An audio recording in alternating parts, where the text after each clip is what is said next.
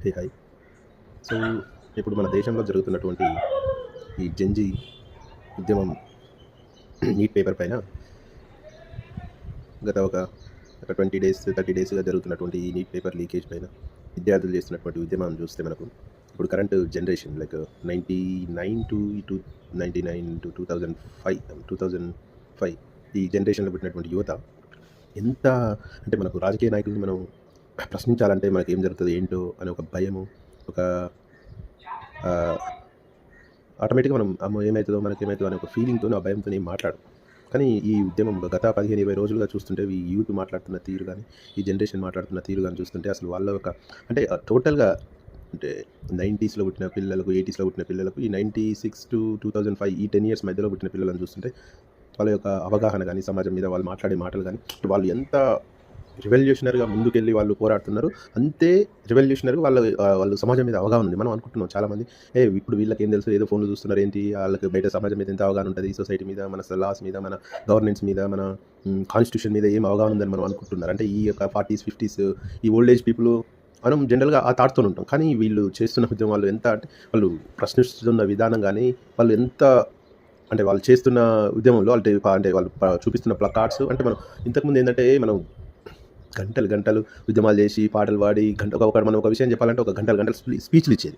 కానీ వాళ్ళు ఒక్క చిన్న ప్లకార్డ్‌లో వాళ్ళ ఒక్క వర్డ్‌తోనే ఒక ఒక ఒక 10 గంటల స్పీచ్‌ని ఒక 10 వందల మంది మాట్లాడేదాన్ని ఒక వర్డ్‌లో చూపిస్తున్న విధానం గాని, అదేవిధంగా వాళ్ళు ఎంత దాడి చేస్తున్నా వాళ్ళు దాన్ని తిప్పికొట్టే విధానం, అంటే వాళ్ళు మాట్లాడుతున్న మాటలు వాళ్ళకి ఎంత అవగాహన ఉంది కాన్స్టిట్యూషన్ మీద, సబ్జెక్ట్ మీద, సొసైటీ మీద అనేది అర్థమవుతుంది. సో, అంటే గవర్నమెంట్స్ ఇప్పుడు పాలిస్తున్న పాలకులు గాని, గవర్నమెంట్స్ గాని వాళ్ళు అబ్జర్వ్ చేయాలి. అంటే ఇంతకుముందు ఏదో జనాలు ఓట్లేస్తారు. ఒక 5 ఇయర్స్ తర్వాత మళ్ళా అప్పటి వరకు మనం ఏం చేయలేరు, ఎవరేం చేయలేరు అనే ఒక ఆలోచనతోని ఉన్నారు ఇప్పుడు. అంటే ఇప్పుడు ఏంది, ప్రతి లీడర్స్ ఇప్పుడు గవర్నమెంట్ చేస్తున్న వాళ్ళు అంతా 80, 90 ఏజ్, ఒక్కొక్క 60, 70 అబోవ్ 50 ఉన్నారు. మినిస్టర్స్ గానీ, ఎమ్మెల్యేస్, ఎంపీస్, ఈవెన్ వాళ్ళు చాలామంది చదువుకోని వాళ్ళు ఉన్నారు. సో, వాళ్ళు ఒక మూస పద్ధతిలోనే ఆలోచించుంటారు. కానీ ఈ మొన్న చూసిన ఉద్యమాన్ని చూసిన తర్వాత పాలకులు కూడా రెస్పాన్సిబిలిటీగా జవాబుదారీతనం అంటే మనకు వాళ్ళు ఓట్లేశారు. మనం ఒక ఎమ్మెల్యేగా, ఒక ఎంపీగా, ఒక మినిస్టర్‌గా, ఒక ప్రైమ్ మినిస్టర్‌గా, ఒక చీఫ్ మినిస్టర్‌గా ఎలక్ట్ అయినాము.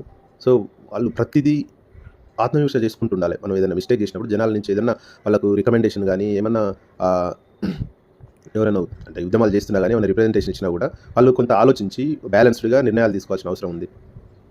ఎందుకంటే జనరేషన్ అనేది చాలా ఫాస్ట్‌గా ఉంది అసలు. వాళ్ళు ఎంత కాన్ఫిడెంట్‌గా అంటే సబ్జెక్ట్ కూడా మనం చూస్తుంటే మీడియాలో ఇప్పుడు ఈ ఛానెల్స్ ఇంతకుముందు మీడియాలో మేనేజ్ చేసేయొచ్చులే మనం అనుకున్నారు. కానీ ఇప్పుడు మనం చూస్తుంటే యూట్యూబ్ ఛానెల్స్ వచ్చినాక, ఫోన్‌లు వచ్చినాక వాళ్ళు చెప్తుంటే ఒక్కొక్క మాట అసలు అరే! మనకు కూడా ఈ థాట్ రాదు కదా అని అనిపిస్తది. ఇంత ఎక్స్‌పీరియన్స్ ఉండి ఇన్ని సంవత్సరాలు ఇది చేసినా కూడా వాళ్ళు ఎంత చక్కగా మాట్లాడుతున్నారు కాన్స్టిట్యూషన్ గురించి, రైట్స్ గురించి.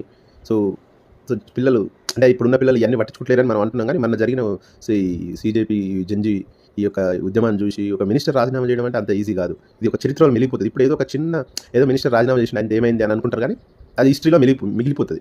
మనం అనుకుంటున్నాం కదా! మన వాజ్పేయి గారు ఒక్క ఎమ్మెల్యే తక్కువున్నారని తన ప్రైమ్ మినిస్టర్ పదవినే వదులుకున్నారని 90స్‌లో. సో, ఇప్పటికి ఇప్పుడు 12 ఇయర్స్ బీజేపీ గవర్నమెంట్ వచ్చి అప్రత్యాసంగా అసలు ఏంటంటే అసలు వాళ్ళకి ఎదురే లేదు. ఇంక ఒక 30 ఇయర్స్ వరకు అనే ఒక ఆలోచనతోని చేస్తున్నటువంటి గవర్నెన్స్‌లో ఒక central minister, education minister resign చేయడం అనేది చాలా చాలా చాలా చాలా అసలు ఒక గ్రేట్. ఇది ఇప్పుడు మనకు చాలా చిన్నదిగా కనిపిస్తది కానీ కమింగ్ ఇయర్స్‌లో ఇది చాలా పెద్దది. చరిత్రలో నిలిచిపోతది. కాబట్టి గవర్నమెంట్స్ గానీ, పాలకులు గానీ, ఎమ్మెల్యేలైనా, ఎంపీలైనా జనాలల్ల ఉండి వాళ్ళ యొక్క రిప్రజెంటేషన్స్, వాళ్ళు ఫేస్ చేస్తున్న ఇష్యూస్‌ని ఎప్పటికప్పుడు సాల్వ్ చేసి ఇది ఇంత పెద్దగా అవ్వడానికి ఉండదు. So, thank you.